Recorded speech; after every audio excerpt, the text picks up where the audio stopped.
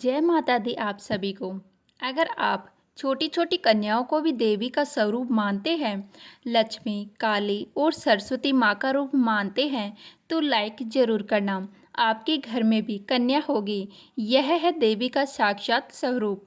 तो शारदीय नवरात्रि में कन्या पूजन कब है, सप्तमी और अष्टमी कब है, नवमी कब है, 2025 में शारदीय नवरात्रि पर कन्या पूजन कैसे करें और क्या है कन्या पूजन करने का शुभ मुहूर्त, जानिए सब कुछ इस वीडियो में। कन्याओं को भोजन में दही जलेबी, घर का बना खाना, पूरी कचौरी या पक्का भोजन कराना चाहिए। साथ ही यह भी जानें कि किस थाली और किस बर्तन में भोजन कराना चाहिए, उन्हें उपहार में क्या देना चाहिए और क्या नहीं। नवरात्रि में कलश के ऊपर रखा नारियल कन्या को देना चाहिए या गंगा में विसर्जित करना चाहिए। लेकिन चाहे कुछ भी हो जाए, कन्याओं को ऐसा खाना गलती से भी मत खिला देना, वरना पूरा परिवार बर्बाद हो जाएगा, व्रत टूट जाएगा और 9 दिन की पूजा पाठ की मेहनत व्यर्थ हो जाएगी। साथ ही जानिए कि किस उम्र की कन्याओं को देवी का स्वरूप माना जाता है। यह वीडियो बहुत ही सुंदर है, लाइक जरूर कर दीजिएगा। दुर्गा अष्टमी का यह पावन पर्व 9 देवियों अर्थात 9 कन्याओं को समर्पित है। कन्या पूजन करने से हमारी पाप, कष्ट, पीड़ाएं, पितृदोष, राहु को दोष और मंगल दोष सब दूर हो जाते हैं। इस बार माता रानी हाथी की सवारी पर पृथ्वी लोक पर आई है और हर घर में भ्रमण कर भक्तों के कष्टों को दूर करेगी। जब जब माता रानी हाथी पर सवार होकर आती है, तब धरती पर हरियाली, फूल और अच्छी फसल का आशीर्वाद मिलता है। इस बार के नवरात्रि अत्यंत शुभ और मंगलकारी माने जा रहे हैं। इसके अलावा हम आपको बता दें कि शारदीय नवरात्रि 22 सितंबर सोमवार से शुरू हो गए हैं और 1 अक्टूबर बुधवार को समाप्त होंगे और 2 अक्टूबर गुरुवार को दुर्गा विसर्जन होगा। इस बार महाअष्टमी तिथि 30 सितंबर मंगलवार को पड़ रही है, यानी 30 सितंबर को अष्टमी पर कन्या पूजन अवश्य करें। वही नवमी तिथि 1 अक्टूबर बुधवार को होगी। अब बात कर लेते हैं कन्या पूजन की शुभ मुहूर्त की। तो 1 अक्टूबर नवमी पर कन्या पूजन के लिए कई शुभ मुहूर्त बन रहे हैं। ब्रह्म मुहूर्त सुबह 4:40 से लेकर 5:29 तक, अभिजीत मुहूर्त 11:43 से लेकर 12:30 तक, विजय मुहूर्त 2:03 से लेकर 2:49 तक और गोधूली मुहूर्त शाम 5:55 से लेकर 6:19 तक रहेगा। इन मुहूर्तों में कन्या पूजन करना अत्यंत शुभ माना जाता है। और इसके अलावा अब हम बात कर लेते हैं शास्त्रों के अनुसार नवरात्रि के दिनों में माता रानी का पूजन करने से और विशेषकर कन्या पूजन करने से तीनों देवी माँ काली, माँ सरस्वती और माँ लक्ष्मी व्रतधारी को अभय और वरदान देती है। माता शीघ्र ही सच्चे भक्त के कष्टों का निवारण करती है। माता शेरावाली की उपासना से विनम्रता आती है और दरिद्रता, दुख, कष्ट सब दूर हो जाते हैं। नवरात्रि में कन्या पूजन का सबसे अधिक महत्व होता है। कन्या देवी है, कन्या माँ है, कन्या संसार को चलाने वाली शक्ति है। 9 देवियों का वास इनमें माना जाता है। खासकर माँ काली, माँ सरस्वती और माँ लक्ष्मी का स्थायी निवास होता है। इन्हें सताना नहीं चाहिए, बल्कि सच्चे प्रेम और श्रद्धा से सेवा करनी चाहिए। और इसके अलावा अब हम बात कर लेते हैं कि व्रत और उपासना से माता उतनी प्रसन्न नहीं होती जितनी कन्या पूजन से होती है। छोटी छोटी कन्याओं को देवी का स्वरूप मानकर पूजन किया जाता है, उन्हें भोग लगाया जाता है और उपहार दिए जाते हैं। अगर कन्या खुशी खुशी भेंट स्वीकार कर ले तो इसका मतलब है माता रानी ने वह भेंट स्वीकार कर ली है और भक्त को आशीर्वाद प्रदान किया है। कन्या पूजन 2 साल से लेकर 9 साल तक की कन्याओं का करना श्रेष्ठ माना जाता है। अब बात कर लेते हैं अष्टमी या नवमी को कन्याओं के पैर धोकर भोजन और उपहार देना श्रेष्ठ माना जाता है। कन्या जब आपके घर आए तो सबसे पहले दूध और पानी से उनके पैर धोने चाहिए।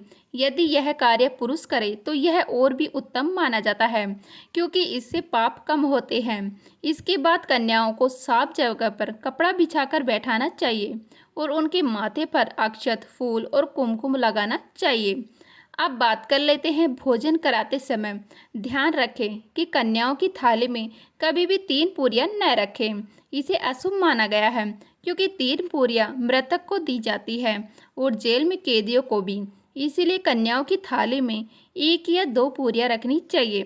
इस प्रकार पूजा पूर्ण होती है और माता रानी प्रसन्न होकर भक्तों पर कृपा बरसाती है। दोस्तों, कन्याओं को भोजन कराने के बाद उनके सर पर लाल चुनरी उड़ाना चाहिए। भोजन में खीर, पूरी, हलवा, चना, आलू की सब्जी, छोले आदि खिलाना श्रेष्ठ माना जाता है। पनीर भी दिया जा सकता है, लेकिन भूल से भी लहसुन और प्याज का उपयोग न करें। ऐसा करना अनर्थकारी होता है, क्योंकि कन्याओं में माता लक्ष्मी, माता सरस्वती और माता काली का वास होता है। इसीलिए उनकी थाली में लहसुन प्याज का भी न परोसें, क्योंकि इस दिन माता जागृत अवस्था में रहती है। अब बात कर लेते हैं। अक्सर कई लोग ओवर स्मार्ट बनकर कन्याओं को कुरकुरे, चिप्स जैसी पैकेज चीजें खिला देते हैं। यह घोर अनर्थ माना जाता है, क्योंकि इनमें भी लहसुन प्याज का उपयोग होता है।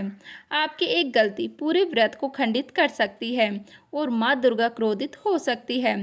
इसीलिए डब्बा बंद भोजन कन्याओं को कभी भी ना दें। इसके अलावा कई लोग कन्या पूजन के लिए भोजन घर पर बनाने के बजाय मार्केट से रेडीमेड भोजन लाते हैं और दही जलेबी खिलाते हैं।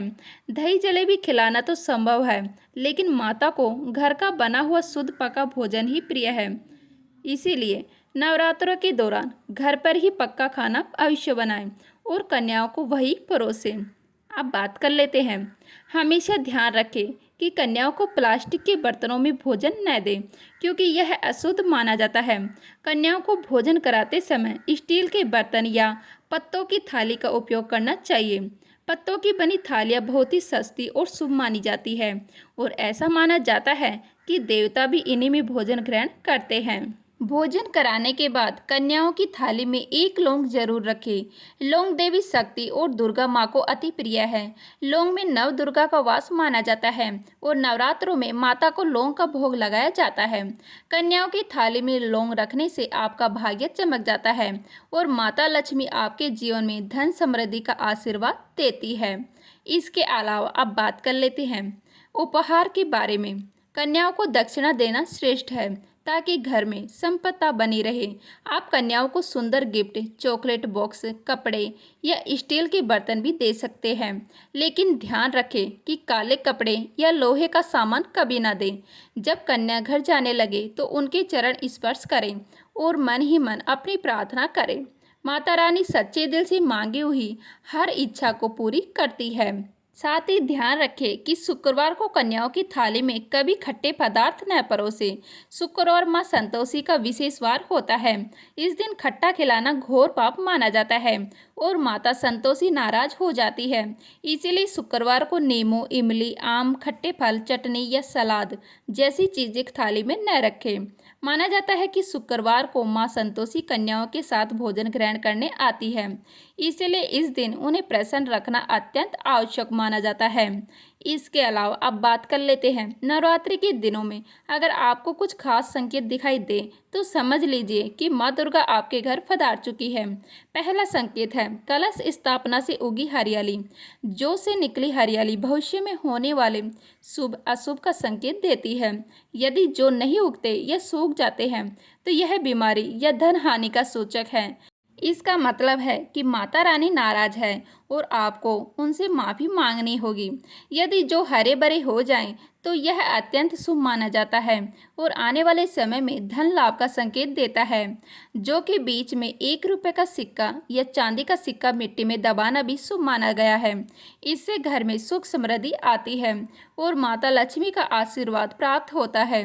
जो को कभी खाली न छोड़े उसमें अवश्य सिक्का डाले, ताकि परिवार पर माता का आशीर्वाद बना रहे और जीवन में कोई भी संकट या बाधा ना आए।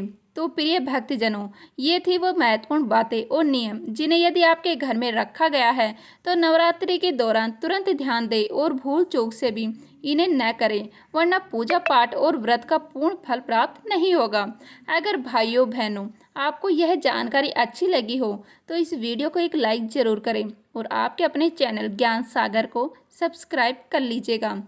ताकि हमारी आने वाली हर नई वीडियो का नोटिफिकेशन आपको सबसे पहले मिल सके। साथ ही इस वीडियो को अपने दोस्तों, भाइयों, बहनों और बड़े बुजुर्गों के साथ ज़रूर शेयर करें, क्योंकि हमारा उद्देश्य है कि यह पावन और शुभ जानकारी हर किसी तक पहुँचे। जय दुर्गा माता।